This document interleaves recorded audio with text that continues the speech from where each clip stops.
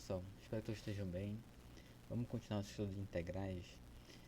Como nós finalizamos no vídeo passado, nós definimos o problema da área, certo? Definimos como calcular a área.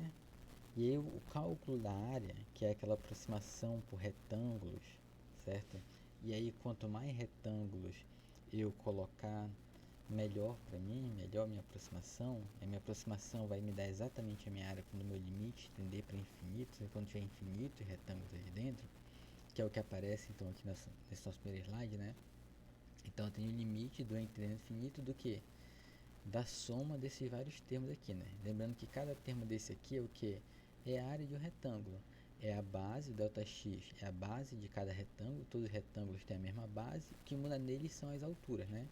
E as alturas são dadas por aqui, pela função, exatamente pela curva que está passando lá em cima, né? Então aqui é a minha função, a altura lá naquela curva, aqui é a função, a altura naquela curva lá no x2 e assim vai.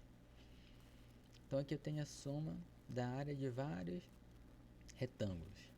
Esse limite, quando eu entendo para o infinito, me dá aquela área, e como nós falamos na aula passada, né? Essa área, dependendo do que é aquela minha função, ela pode ter vários significados diferentes, né? Pode, se aquela curva lá, aquela função representa a minha velocidade, por exemplo, a minha área vai representar a distância que eu percorri, né? Então eu estou acumulando, que a integral é um acúmulo, né? Então eu estou somando aqui as coisas, estou acumulando as coisas, então eu estou acumulando ali o quanto eu me movi a cada instante de tempo. Se aquela minha função representa a velocidade de escoamento de água num tubo, se eu acumular aquilo ali, né, se eu calcular a integral, achar aquela área, eu vou ter ali quanto de água passou por aquele tubo durante aquele intervalo de tempo. E assim vai. Então eu resolvo por esse limite aqui, ok? Esse limite, que aparece então para vários problemas diferentes, né? Comprimento de curva, volume de sólido, centro de massa, força por causa da pressão da água, trabalho. Então, aqui são outros exemplos, apenas para mostrar que esse mesmo limite aparece em muitos problemas. Em muitos problemas eu vou, se eu pensar em resolver graficamente, eu vou ter a mesma ideia do que ocorreu lá no problema da área, aproximar por retângulos. E aí isso é o que a gente define como integral definida, ok? Então a integral definida, se f é uma função contínua definida em um certo intervalo de a até b, dividimos o intervalo a e b em n subintervalos de comprimentos iguais, né? Então vamos dividir aquele da onde para onde eu quero calcular a área, dividir em n intervalos iguais, então cada intervalo vai ter uma largura ΔX, que é aquela minha base do retângulo, né? Sejam x0 o a, então o meu primeiro valor lá do intervalo. x1, x2 até o xn, que é o b, que é o último valor do meu intervalo. As extremidades desse subintervalo, escolhemos os pontos amostrais x1, x2, xn nesses subintervalos, de forma que x esteja no iésimo subintervalo. Então a integral definida de f de a a b, ou seja, eu quero calcular a área, certo? Do A até o B, deixa eu colocar aqui, né?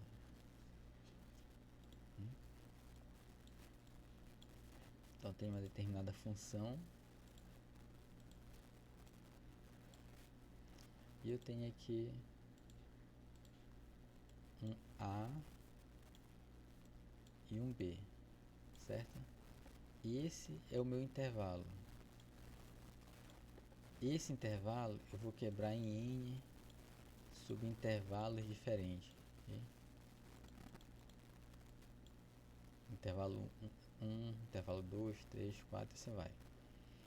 Ou intervalo 0, intervalo 1, 2, 3, até o intervalo menos 1, né?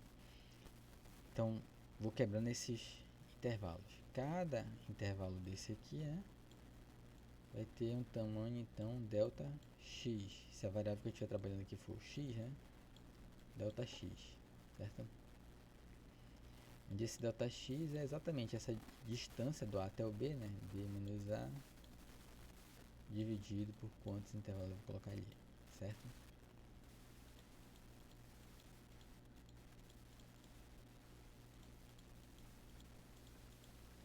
Eu vou calcular essa área então aqui dentro, ok? Que é aproximar para aquele retângulo, então, a base vezes a altura, base vezes altura, base vezes altura, assim vai. Então é isso que está sendo dito aqui.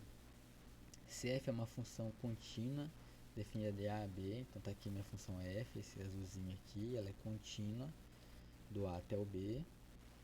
Dividimos o intervalo de A, B e N subintervalo de comprimentos iguais, Δx, tá? Todo mundo de mesma distância aqui, né? Lógico que o gráfico tá, o desenho está bem fora de escala, mas tudo bem. Então seja x0a, x1, x2 até o B, né? Então x0a, aí o x1 aqui, x2, x3 até o B, que é o último, certo? Escolhemos os pontos amostrais nesse subintervalo, então vamos pegar dentro desse subintervalo aqui os pontos amostrais.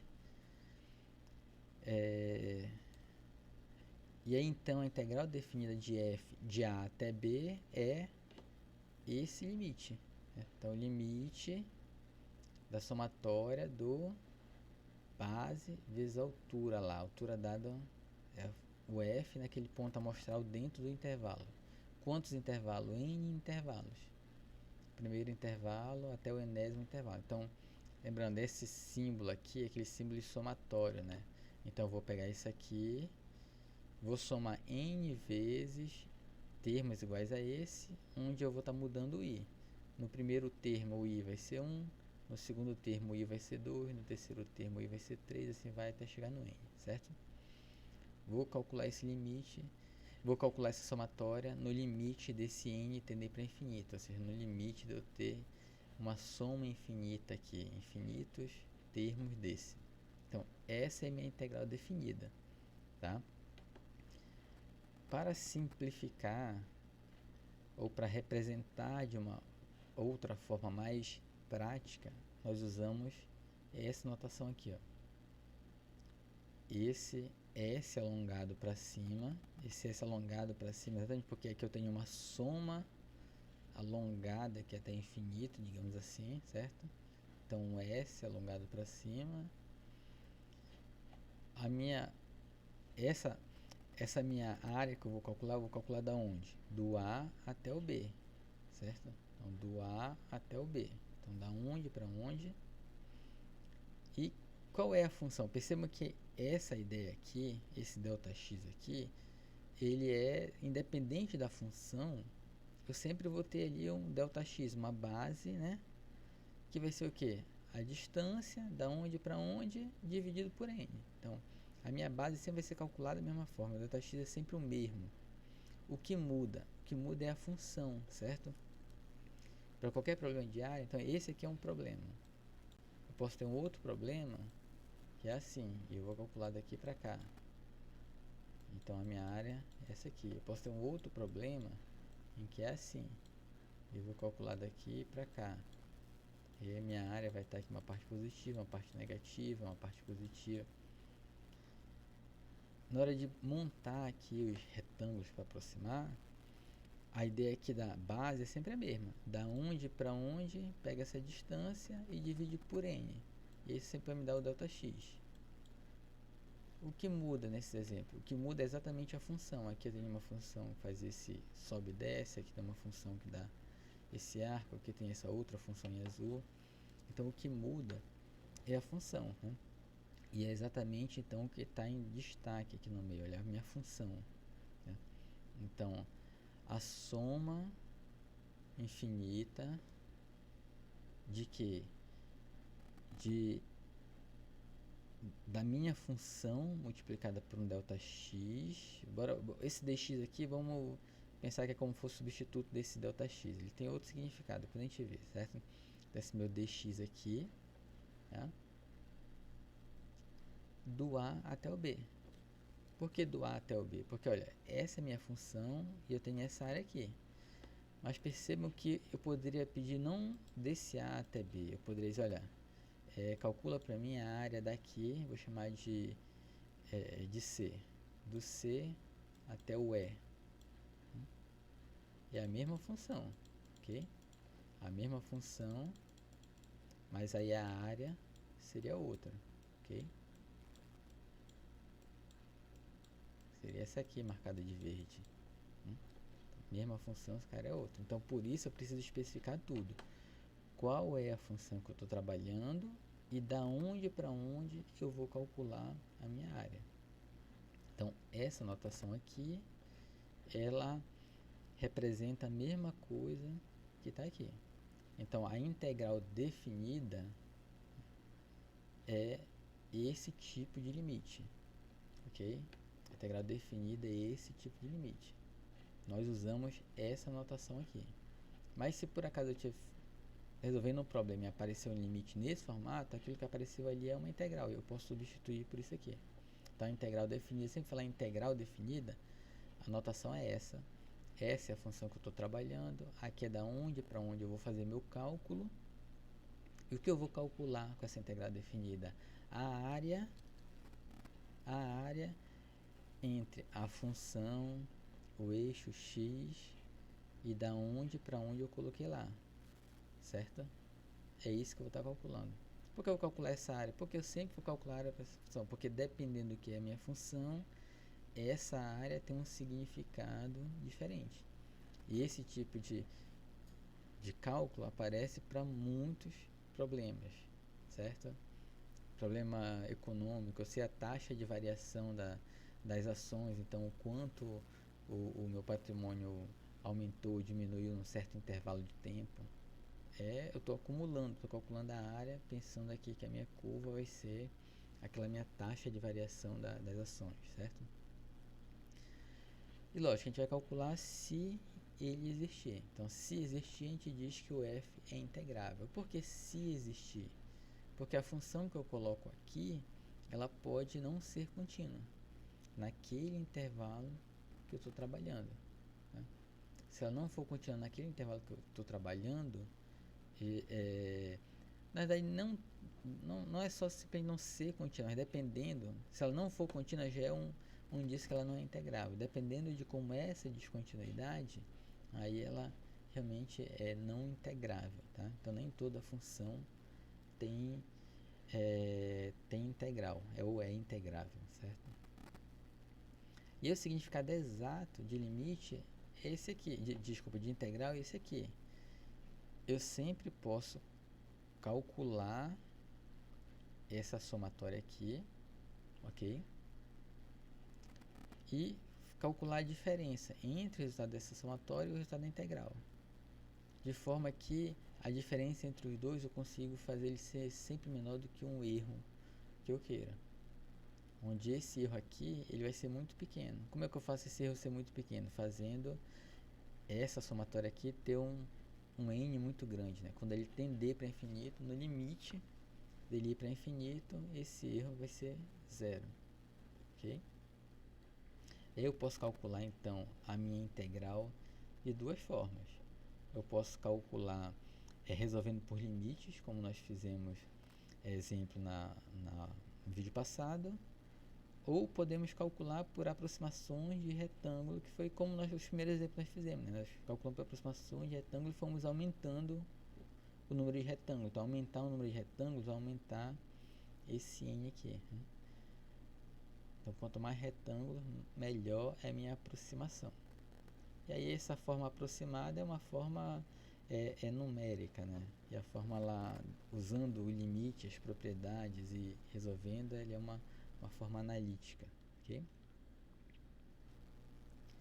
Então, o símbolo, aquele símbolo lá, né, foi introduzido por Leibniz, e o sinal de integral, ele é um S alongado, exatamente porque é um limite de somas, né? E aí, na nossa definição, então, aqui na nossa notação, o fx é o integrando, o a e b são os limites da minha integração, onde a é o limite inferior, b é o limite superior, tá? E o dx, né, que agora disso, pensa em substituir o ΔX. Então, esse dx não significa ΔX, tá? Esse dx é para ele indicar simplesmente qual variável eu estou trabalhando, qual é a variável independente.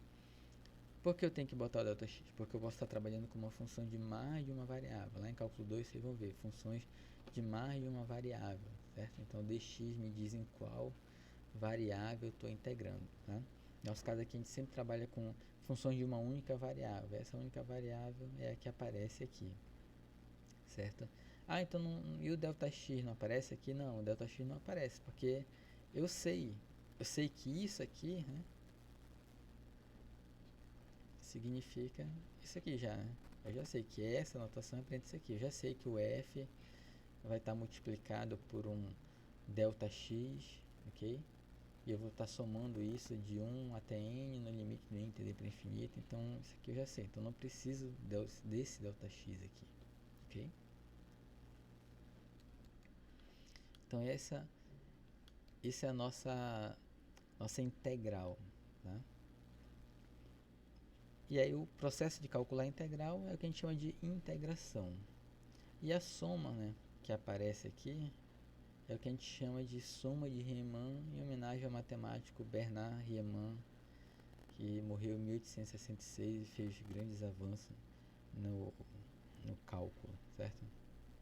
Então, assim, a definição do diz que a integral definida de uma função integrável pode ser aproximada com qualquer grau de precisão desejada por uma soma de Riemann, certo? Então, a minha integral, que vai ser calculada de uma forma analítica, né? Ou usando lá os limites, ou usando outras formas que nós vamos ver, ela sempre pode ser aproximada com o grau de precisão que eu quiser pela soma de Riemann, fazendo a soma de Riemann ter tantos termos quanto eu quiser. Então é isso que a definição está nos dizendo, certo? E aí, além disso, nós sabemos que se f for positivo, então a soma de Riemann pode ser interpretada como a soma das áreas dos retângulos aqui. Porém, pode ocorrer da minha função assumir valores negativos. O que vai acontecer? Eu também vou ter retângulos, certo? Só que quando eu calcular esse retângulo aqui, a área que vai aparecer com um sinal negativo. Exatamente porque a minha função aqui está assumindo valores negativos. Lembrem, é o ΔX, que é a base, vezes a altura. Nesse exemplo aqui, né, então, a altura positiva. ΔX, que é sempre positivo, né? Então, positivo vezes positivo dá positivo. Positivo vezes positivo dá positivo. Assim vai. Então, onde a minha função é positiva, o cálculo da área retângulo está positivo. Aonde a minha função for negativa, o que vai acontecer? Vai ser a área aqui, vai ser a largura da base aqui, né?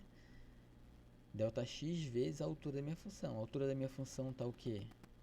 A altura da minha função está negativa. Então, vai dar negativo esse termo. Então, aqui vai aparecer a área negativa. Ah, mas não existe área negativa. Fisicamente, quando a gente pensa em área, no sentido físico, né, de espaço, eu tenho aqui uma sala, qual a área, né, dessa sala aqui, qual a metragem quadrada da sala onde eu estou. Então, nesse sentido de área, realmente não existe área negativa, certo? Mas lembre que essa área aqui, ela não representa exatamente isso, a área no sentido que físico de metros quadrados de uma sala, de um determinado espaço, né? Essa área vai ter muitas interpretações diferentes. Por exemplo, lá da taxa de variação das aplicações. Tem momentos em que a taxa de variação é negativa, certo? Então a aplicação está rendendo bem, está crescendo, e aí ocorre algum problema no mercado e começa a despencar os preços lá das ações. Eu passo a ter um juros, uma taxa ali negativa, né? E eu passo a perder aquele meu patrimônio.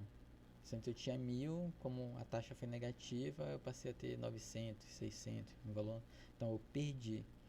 Então isso que eu perdi, eu vou calcular exatamente por essa parte negativa, por essa área negativa aqui, tá? Então tomem bastante cuidado nessa interpretação de quando a gente fala em área, tá? Que é essa área que aparece aqui na figura, eu estou querendo dizer a área, né, que aparece aqui, entre a curva, o eixo x e tudo mais. Se ela está para baixo, ela é negativa. Não quer dizer que aqui, se eu fosse medir aqui em centímetros quadrados ou metros quadrados, ou seja qual fosse a unidade, eu ia ter aqui uma quantidade negativa. Não, né? Porque no sentido físico, sempre positivo. E esse negativo é porque a minha função está assumindo valores negativos, porque essa área está abaixo do eixo x aqui, o meu eixo horizontal. Então, por isso ele assume um valor negativo, exatamente para que eu tenha uma, uma interpretação genérica dessa minha integração aqui, certo? Tá?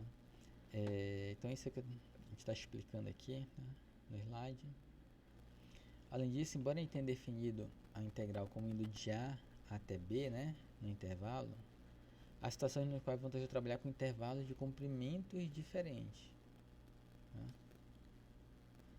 Essas são situações, então, existem métodos de integração numérica que vão aproveitar subintervalos desiguais.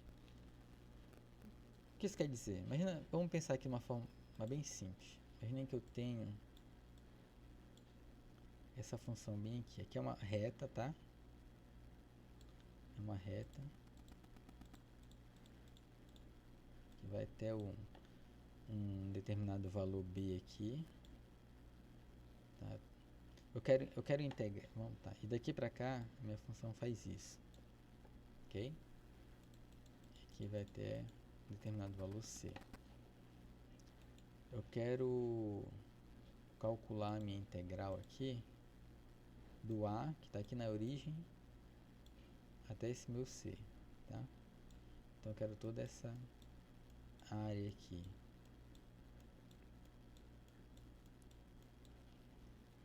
Se a gente pegar direto a definição, o que nós vamos fazer? Nós vamos essa parte aqui aproximar por retângulos, certo? Vamos estar aproximando para o retângulo. Então vai ter um retângulozinho bem aqui. Né? Aí esse retângulozinho, inclusive, como está reto aqui, ó, verde, né? Ele vai dar certinho aqui, né?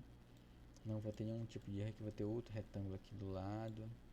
Vou ter outro retângulo aqui do lado. Né? E vai. Até chegar aqui no final, certo? Até chegar a ter um retângulo bem aqui. Certo? Eu vou ter aqui uma certa quantidade de retângulos. E aí quando chegar pra cá, a gente começa a mudar esses retângulos, né? Então vou ter um retângulo de uma altura diferente pra cá, outro retângulo pra cá, né? E aí vai, tá? O que eu percebo nessa parte aqui,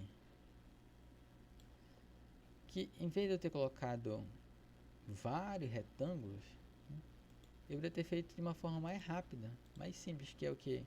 Daqui pra cá é um retângulo só.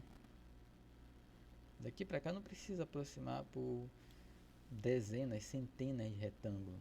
Daqui pra cá, se eu aproximar por um único, já é suficiente, já me dá um resultado exato. Aí é essa parte aqui pra frente que eu preciso aproximar por muitos retângulos. Tá? Então, dependendo da minha função, eu posso ter retângulos de base, de tamanhos diferentes, exatamente para resolver mais rápido, calcular mais rápido. Então, calcular um retângulo aqui é bem mais rápido, né? A área desse um retângulo aqui é bem mais rápido que calcular a área de 300 retângulos que vão estar aqui dentro, 500 retângulos, vai depender do meu grau de precisão que eu quero.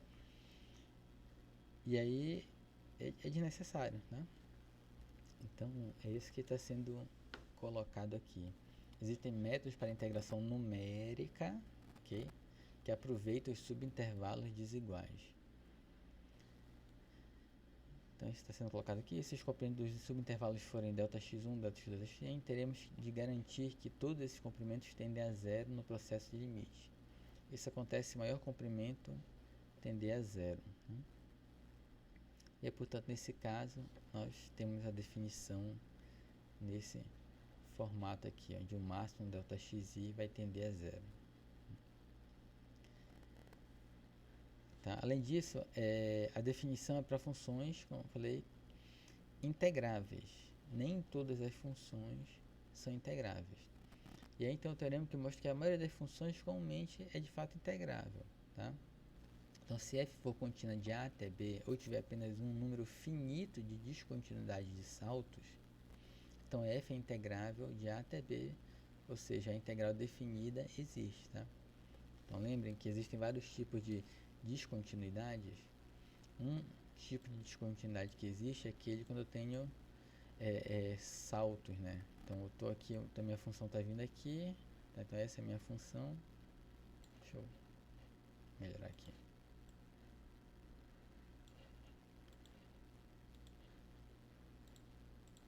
Então tem aqui minha função, aí bem aqui dá um salto, ela continua aqui, depois ela dá outro salto, continua mais para cá, depois ela dá outro salto, faz isso.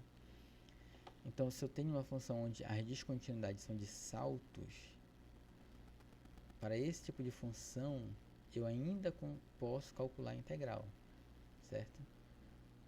Ainda posso calcular minha integral. Então, se eu quiser calcular a área daqui para cá, o que vai acontecer? Na hora que ocorrer essa descontinuidade aqui de salto, eu vou imaginar que é como se eu tivesse aqui uma reta passando bem aqui, né? Bem aqui outra reta, bem aqui outra reta. Então não tem problema, eu consigo calcular a área. O que eu não consigo é quando eu tenho descontinuidade, por exemplo, de quando cresce infinitamente. Lembra da função 1 sobre x quadrado? A gente calculou o limite dela quando x tende a zero. Então, quando x tende a zero, essa função ela cresce infinitamente para cá. Ela cresce infinitamente por aqui também. Então, qual é essa área? Essa área vai tender para infinito. Então, o limite daquela soma de infinita lá, não vai existir limite. Eu não consigo calcular aquele limite. Não consigo calcular um número para essa área. Essa área tende a infinito. E aí, com isso, essa minha função aqui, ela não é integrável, certo? E aí, se f for integrável em a e b, então essa minha notação, essa minha integral aqui é igual a esse limite quando n tende para infinito, em que o ΔX é b menos a sobre n e o xi é algum valor, certo? E o meu xi vai ser dado por isso aqui, o a, que é a minha inicial, né? Mais i ΔX. Então, quanto eu estou andando, né? Então, na hora de calcular aqui minha soma, na hora de calcular xi, eu vou calcular nesse formato, como nós vimos. E então, só um pequeno exemplo. Então, expresse limite da somatória de 1 até n, quando n vai para infinito, de x à terceira mais xi seno x, ΔX. Então, toda vez que aparecer um limite nesse formato, n tendendo para infinito, é uma somatória, então, de uma quantidade infinita de termos. Esses termos são o que? Uma determinada função vezes um ΔX aqui. A função aqui depende de x e tem um ΔX aqui. Isso é uma integral, então eu posso trocar e representar dessa forma. Então a somatória do 0 até π, por que de 0 até π? Porque foi dado no meu problema em que eu vou fazer esse cálculo aqui, né? Para os n subintervalos ali, fazendo de A até B, e aí foi dado no meu problema que o A e B é de 0 até π, ó. Então, com uma integral no intervalo de 0 até π. Então, a integral, o intervalo que eu estou trabalhando é do 0 até π, a minha função. A minha função aqui é o que? X a terceira mais x vezes seno x. X a terceira mais x seno x. E o dx sempre tem... Não esqueçam de colocar o dx, tá? Quando a gente tem aqui uma função de uma única variável, esse dx, ele, digamos que seria desnecessário. Mas ele é importante para a gente, inclusive, saber que, olha, aqui termina a minha integral, ok? Aqui terminou a minha integral. Eu não tenho outro termo para inserir aqui. Se eu não deixar o dx, não botar o dx, eu vou imaginar que está faltando continuar alguma coisa aqui na minha função, certo? E quando definimos a integral definida, outra questão aqui, uma outra propriedade integral, quando a gente define a integral definida, né, a gente está assumindo que o meu limitante inferior, meu limitante superior, né? Então que meu a é menor que o b. Mas eu posso fazer a integral quando o a é maior do que o b. O que vai mudar? O que vai mudar é que quando eu inverto esses dois, eu inverto o meu sinalzinho aqui, ó.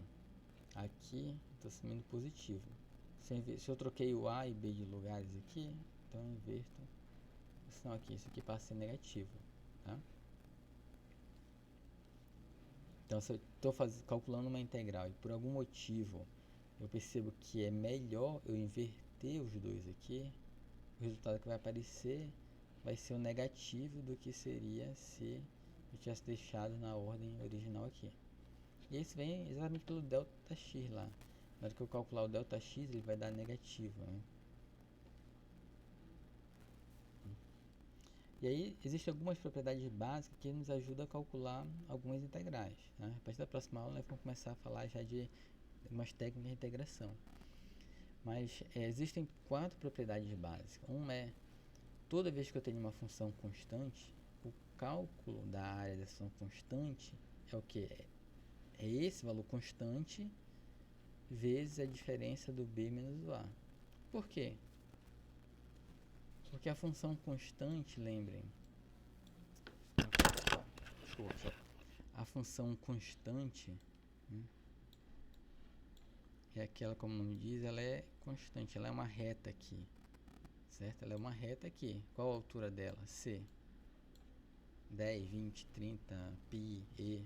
Né? Eu quero integrar essa minha função num valor a até um b.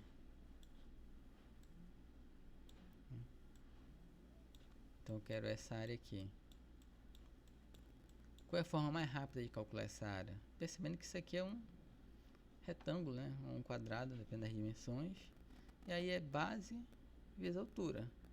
Base, essa distância do A até o B. Então B menos A. Ok? Vezes o que? Vezes a altura. Quanto é a altura? C. Pronto, é a área daqui. Então, a distância B menos A vezes a altura C. Então, todos que tiver uma função constante, integrada de A até B, isso aqui. Eu tenho a integral de uma função que eu posso ver como a soma de duas funções menores. Eu posso calcular separado a integral do a a b do f de x, calcular separado a integral do a a b do g de x e depois somar os dois. Então, eu posso calcular separado e depois somar. Se eu tenho uma função que está multiplicada por uma constante, eu posso tirar essa constante, certo? Da integral, calcular a integral só da função e depois multiplicar pela constante. E quando eu tenho a diferença de funções, vai funcionar de forma, digamos que semelhante aqui quando eu tenho a soma. Eu posso calcular separada a integral de cada um e depois fazer a diferença, tá? Então aqui está explicando cada um desses, eu já expliquei. Então, um exemplo aqui, melhor para a gente entender, né? Depois vocês vão ler aqui essas partes todas com calma. Então aqui, usar as propriedades das integrais para calcular essa integral aqui. Integral de 0 a 1, 4 mais 3x ao quadrado dx. Vamos lá, então. O que eu vou verificar aqui? Olha, tem uma soma. Todos que tiver soma e subtração, eu já penso logo em dividir nessas partes. Tá? Então, eu vou pegar esse 4, vou calcular a integral dele, de 0 até 1. Depois vou pegar esse 3x ao quadrado, calcular a integral dele de 0 até 1 e depois o resultado e somar. Tá? Então, eu vou quebrar essa integral aqui na soma de duas. Então, a integral de 0 até 1, 4 dx. Então, o 4 é o que? É uma constante, né? Tá só o 4 aqui. Né? Só a constante 4 combinada dx. Então, é exatamente aquele primeiro caso lá. Exatamente esse caso aqui, onde o meu c é o que? Igual a 4. O b e o a é 0 e o b é 1. Então, o a é 0 e o meu b é igual a 1. qual é essa área aqui? 1 menos 0, né? Essa base aqui, 1 vezes 4. É aquela primeira propriedade. Então, eu sei que essa integral aqui vai dar 4. Falta essa aqui, do 3x². Só que a gente vai calcular o 3x², o 3 é constante. Então, pega esse 3 e tira da integral. Por que tirar da integral? Porque deixar só o x² aqui fica mais simples, fica mais fácil de eu observar as coisas, né? Então, fica 3 vezes a integral de 0 a 1 x² dx. Então, a integral da primeira parte, como eu falei, é 4, né? Aquele quadrado. E a integral do x²? A integral do x² nós calculamos na aula passada, né? No vídeo passado, certo? Usando aquela aproximação de limite. Então, a integral de x² de 0 até 1, 1/3. E agora eu somo os dois resultados. Então, 4 mais 3 vezes a integral de 0 a 1 x², que é 1/3. Resultado é 5, né? 4 mais 3 dividido por 3 vai dar 1, 5. Então, essa é a área sob a curva 4 mais 3x² até o eixo horizontal, do 0 até 1. Certo, pessoal?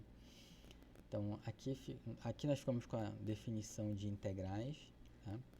Próxima aula, próximo vídeo, nós vamos ver mais umas propriedades, vamos ver o teorema fundamental do cálculo, vai ligar os integrais com as primitivas e estudar mais algumas técnicas de integração. Certo? Até mais, bom estudo a todos.